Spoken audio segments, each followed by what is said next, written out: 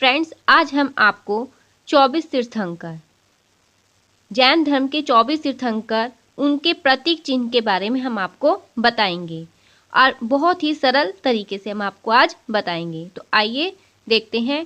सबसे पहले श्री ऋषभनाथ। ठीक है। ऋषभ, ऋषभ मतलब वृषभ, वृषभ। तो वृषभ को हम क्या बोलते हैं? बैल। वृषभ को हम क्या बोलते हैं? बैल। ऋषभ से क्या बना? वृषभ। वृषभ को क्या बोलते हैं? बैल। वृषभ का अर्थ है बैल। तो ऋषभनाथ का प्रतीक चिन्ह जो है वो है बैल। ठीक है। अब ऋषभनाथ, ऋषभनाथ का दूसरा नाम आदिनाथ भी है। ठीक है। ऋषभनाथ का दूसरा नाम आदिनाथ भी है। अब आते हैं अजितनाथ। ठीक, अजितनाथ, जीत, इसमें शब्द है जीत। अब हम बात करते हैं बल की। बल सबसे ज़्यादा हाथी में होता है और हाथी से अलावा किसी में भी बल नहीं होता, तो उसको जीतना मुश्किल है। तो जीत का संबंध हाथी से लगा देंगे हम। ठीक है। तो अजितनाथ का जो प्रतीक चिन्ह है, सिंबल है, वो हाथी है। ठीक। इसके बाद आते हैं श्री संभवनाथ। संभवनाथ, अब देखो, जीतने में बल में हाथी है और तेज चाल में घोड़ा है। तो बल में तो हाथी को जीतना मुश्किल है और तेज चाल में घोड़े को जीतना संभव नहीं है। तो ये दोनों क्या है? एक ही सीरीज में है। तो इसको आप इस तरीके से याद रख सकते हैं। ठीक है। इसके बाद आता है अभिनंदन नाथ।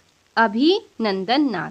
अब नंदन, इसमें एक वर्ड है नंदन। ठीक है। नंदन के बाद अगर हम वन लगाते हैं, नंदन वन, तो एक वन का नाम है नंदन वन। ठीक है। अब नंदन वन, वन में क्या होते हैं? वन में पेड़ होते हैं। ठीक है। और पेड़ों पर कौन कूदता है? बंदर। ठीक। तो अभिनंदन नाथ, तो अभिनंदन, नंदन से बना वन, नंदन वन, और वन में पेड़ होते हैं, पेड़ों पर कूदते हैं बंदर। ठीक है। तो अभिनंदन नाथ जी का जो प्रतीक चिन्ह है वो क्या होगा? वो होगा बंदर। ठीक है। इसके बाद आते हैं सुमतिनाथ। सुमतिनाथ, मति, इसमें क्या है? मति। क्या लिखा हुआ है इसमें? यहाँ मति। ठीक है। मति, जिसके पास मति अच्छी होती है, मतलब बुद्धि, जिसके पास अच्छी बुद्धि है, वो क्या करता है? एक ही चक्कर में, एक ही राउंड में, एक ही चक्कर में क्या कर देता है? वो एग्जाम पास कर देता है। ठीक है। ठीक। या फिर जिसकी बुद्धि अच्छी होती है वो किसी के चक्कर में नहीं आता है।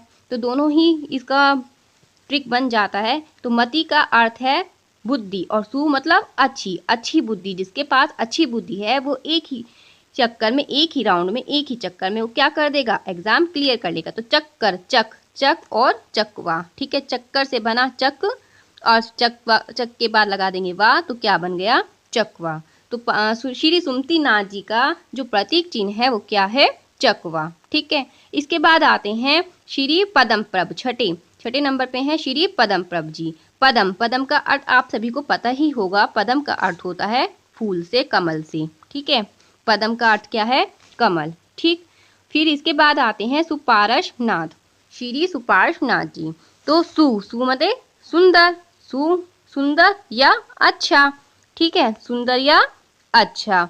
तो सुंदर या अच्छा। अब जिसके पीछे, पार्श्व मने पीछे, पार्श्व मने पीछे, तो जिसके पीछे अच्छे साथी हो, जिसके पीछे अच्छे साथी हो, ठीक है, उसको किसी की भी क्या है? जरूरत नहीं पड़ती, वो उसके साथ हमेशा रहते हैं। या फिर ये कह सकते हैं कि जो व्यक्ति अच्छा होता है, ठीक है, सु मने अच्छा, जो व्यक्ति अच्छा होता है उसके पीछे उसके साथी हमेशा रहते हैं। तो साथी से क्या बन गया? साथिया। साथी से क्या बन गया?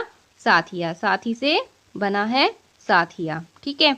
तो सुपार्श्व, जो इंसान अच्छा होता है उसके पीछे उसके साथी होते हैं। ठीक है। चंद्रप्रभ, चंद्र मने चंद्रमा, ये तो आपको सभी को पता होगा, चंद्र से बना है चंद्रमा। तो श्री चंद्र प्रभु स्वामी का जो प्रतीक चिन्ह है वो क्या है? चंद्रमा। ठीक है। अब इसके बाद आते हैं पुष्पदंत। ठीक। पुष्प माने फूल, और फूल कहाँ खिलता है भाई? पानी में, कीचड़ में, है ना, पानी में, कीचड़ में। ठीक। हम पानी से मतलब लगाएंगे यहाँ पर इसका। ठीक। फूल।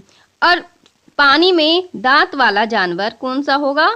मगरमच्छ। ठीक है। मगरमच्छ के क्या है? बड़े बड़े दांत। तो इसलिए श्री पुष्पदंत स्वामी जी का जो प्रतीक चिन्ह है वो क्या होगा? दंत, पुष्प दंत। ठीक। दंत मगरमच्छ। ठीक है। अब पुष्पदंत स्वामी जी का, भगवान का जो दूसरा नाम है वो सुविधिनाथ भी है। ठीक है, अब इसके बाद आते हैं 10वें श्री शीतलनाथ जी पर। ठीक, शीतल, जब हमें गर्मी लगती है, ठीक है, तो हमें शीतलता की ज़रूरत होती है, ठंडक की ज़रूरत होती है। तो क्या होता है, हम किसी छाया का, अगर हम कहीं बाहर जा रहे हैं और धूप है, तो हम कहीं खड़े हैं तो हम क्या सोचेंगे कि कहीं पेड़ मिल जाए, उसके नीचे ही बैठ जाएं, उसके नीचे खड़े हो जाएं। ठीक है, तो शीतलनाथ, शीतलनाथ का मतलब हो जाएगा शीतलता से, और उनका संबंध हो जाएगा किसी वृक्ष से, उसका नाम है कल्प वृक्ष। ठीक है, इसके बाद आते हैं श्रेयांसनाथ पर। श्रेयांसनाथ जी, ठीक है, तो श्रेय, इसमें शब्द आता है एक श्रेय। क्या आता है? श्रेय। अब जो व्यक्ति अच्छा कार्य करेगा, ठीक है, उसको श्रेय जाएगा। ठीक, और जो व्यक्ति गंदा काम करेगा उसको कोई भी श्रेय नहीं जाएगा। तो इसलिए हमें क्या काम नहीं करना है? गंदा काम नहीं करना है। गंदा, गंदा से बना गैंडा, अगर हम गंदा काम करेंगे तो हमें श्रेय नहीं मिलेगा। तो श्रेयांसनाथ का संबंध किससे है? गंदा, मतलब गैंडा। ठीक है, इसके बाद आते हैं हम वासु पूज्य पे। तो श्रेयांसनाथ जी का प्रतीक चिन्ह क्या हुआ? गेंडा। अब आते हैं वासु पूज्य जी पर। ठीक है, देखो, पूज्य, वासु पूज्य में क्या आता है? पूज्य। ठीक है, अब भगवान के लिए पूज्य, भगवान है ना, क्या है? गाय। ठीक, गाय क्या है? सबके लिए पूजनीय है। गाय सबके लिए पूजनीय है। और भैंसा, भैंस को कोई पूजता है? नहीं। तो इसका विपरीत क्या हो जाएगा? भैंसा। वासु पूज्य, वासु पूज्य भगवान का प्रतीक चिन्ह क्या है? भैंसा। ठीक है, इसके बाद आते हैं हम 13वें विमलनाथ जी पर। विमल, 13वें विमलनाथ जी पर। ठीक, तो विमल, विमल तेरा शुक्र है।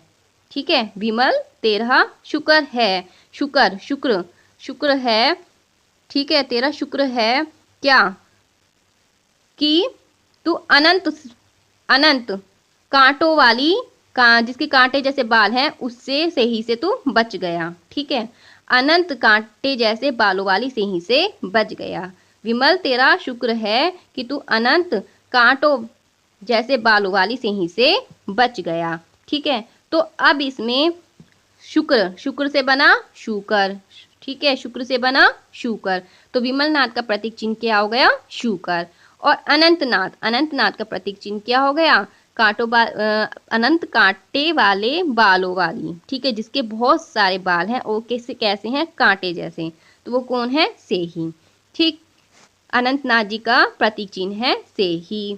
इसके बाद आते हैं धर्मनाथ, 15वें श्री धर्मनाथ जी। ठीक है, अब जो व्यक्ति धर्म काम कर्म के कामों में लगा रहता है, या जो व्यक्ति अच्छे रास्ते पर चलता है, ठीक है, जो व्यक्ति अच्छे रास्ते पर चलता है, उसको कभी भी क्या नहीं मिलता? दंड नहीं मिलता। क्योंकि दंड किसको मिलेगा? जो गलत काम करेगा। तो अच्छे काम कौन करेगा? जो धार्मिक होगा। ठीक है, तो धर्म का संबंध किससे हो गया यहाँ पर? दंड से। ठीक है, तो दंड, वज्र, दंड। ठीक है, श्री धर्मनाथ जी का प्रतीक चिन्ह क्या है? वज्र, दंड। अब आते हैं श्री शांतिनाथ जी पर। ठीक है, तो अब इसमें क्या ट्रिक बनती है? शांति। देखो, अगर शांति रहेगी, अगर विश्व में शांति रहेगी, तो क्या होगा? कोई किसी भी प्रकार का कोई भी रण नहीं होगा। रण मतलब युद्ध, कोई भी युद्ध नहीं होगा। तो रण से क्या बन गया? हिरण। रण से क्या बन गया? हिरण। रण से क्या बना? हिरण। तो श्री शांतिनाथ जी का प्रतीक चिन्ह क्या है? हिरण। इसके बाद आते हैं श्री कुंथुनाथ पर। ठीक है, श्री कुंथुनाथ जी। तो श्री कुंथुनाथ जी का जो प्रतीक चिन्ह है वो क्या होगा? इनका प्रतीक चिन्ह जो होगा वो होगा बकरा। श्री कुंथुनाथ जी का प्रतीक चिन्ह क्या होगा? बकरा। ठीक है, तो क्या होगा? कुंथुनाथ। ठीक है ना, तो कुंथुनाथ में कुन, कुन, कुन मतलब कौन, थू था, कौन था जो बक कर चला गया। ठीक है, कौन था जो बक बक कर चला गया? बक, बक का मतलब बोल कर चला गया। ठीक है, लेकिन हम बोलना का जो अर्थ लगाएंगे वो बक से लगाएंगे। तो बक से क्या बन गया? बकरा। ठीक है, कुंथुनाथ, बकरा। कुंथुनाथ जी का प्रतीक चिन्ह क्या है? बकरा। ठीक है, अब आते हैं अर्हनाथ जी पर। अर्हनाथ, अर्ह, अर्ह, अरे, अरे मछली को क्या है? पानी में ही रहने दो, उसको बाहर मत निकालो। तो अर्हनाथ जी का संबंध हो गया मछली से। इसके बाद आते हैं मल्लीनाथ पर। मल्ली, मल्ली का अर्थ हमने यहाँ लगाया मालिक से, और मालिक कौन है? भगवान। ठीक है, भगवान के आगे क्या लगता है? चढ़ते हैं कलश या रखते हैं कलश। ठीक है, भगवान के आगे क्या रखते हैं? कलश। मंदिर वगैरह में क्या रखे जाते हैं? कलश। तो मल्ली का अर्थ, मल्लीनाथ का संबंध मालिक से लगाया। मालिक भगवान होते हैं, भगवान के आगे कलश रखे जाते हैं। ठीक है, तो मल्लीनाथ जी का जो प्रतीक चिन्ह होगा वो क्या होगा? कलश होगा। इसके बाद आते हैं मुनि सुव्रत स्वामी जी पर। इनका प्रतीक चिन्ह है कछुआ। आप कैसे? मुनि, मुनि जो सु माने अच्छा, व्रत मीन्स व्रत। ठीक है, उपवास वगैरह। तो मुनि जो है वे कैसा व्रत का पालन करते हैं? अच्छे व्रत का पालन करते हैं। और उसमें क्या करते हैं? वे कछु भी नहीं खाते। कछु मतलब कुछ भी नहीं खाते। तो कछु याद रखेंगे। तो जो मुनि होते हैं वो अच्छे व्रत का पालन करते हैं और वे कछु भी नहीं खाते, कुछ भी नहीं खाते। तो कछु मतलब कछुआ। ठीक है, कछु का संबंध हमने लगाया कछुआ से। तो वे कछु भी नहीं खाते मतलब कुछ भी नहीं खाते, लेकिन हम याद क्या करेंगे? कछु। तो मुनि सूरत स्वामी का संबंध हो गया कछुआ से, तो उनका प्रतीक चिन्ह क्या है? कछुआ। ठीक है, इसके बाद आते हैं नमीनाथ पर। नमी, नमी का अर्थ हो गया नम, नम स्थान। ठीक है, नम स्थान में क्या होगा? मिट्टी वगैरह रहती है। ठीक है, तो वहाँ पर क्या उगते हैं? फूल।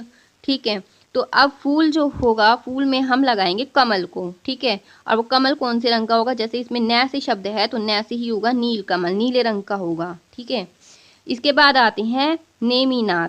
नेमी, नेमी को हम, नेमी शब्द को हम नेम से लगाएंगे, नेमी, नेम। ठीक है, तो अब मेरे नाम के क्या है? ढोल नगाड़े बजने लगे, लेकिन हम यहाँ क्या करेंगे? यहाँ पर शंख बजाएंगे। ठीक है, तो मेरे नाम के क्या है? शंख बजने लगे, या उसके नाम के शंख बजने लगे। तो नेमी का अर्थ नेम से लगाएंगे। ठीक है, और इसका प्रतीक चिन्ह क्या बन जाएगा? नेमीनाथ जी का शंख। ठीक, अब आते हैं श्री पार्श्वनाथ स्वामी पर। श्री पार्श्वनाथ स्वामी जी का जो प्रतीक चिन्ह है वो सर्प है, जैसे कि पिक्चर में दिखाया गया है।